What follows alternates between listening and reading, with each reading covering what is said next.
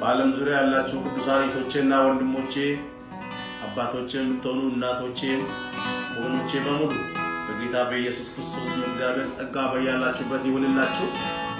እኔ ወንድማችሁ ዘማሪ ሳሙኤል ቶማ ነኝ።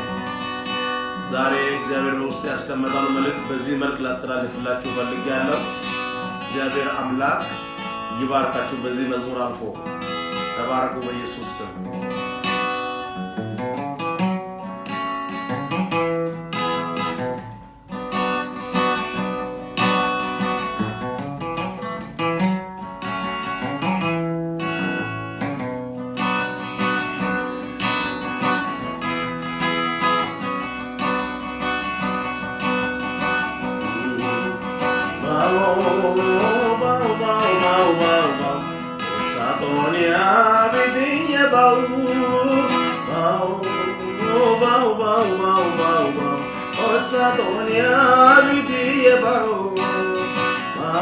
Inugoda, Nayashia, Pape Mola, Ibola.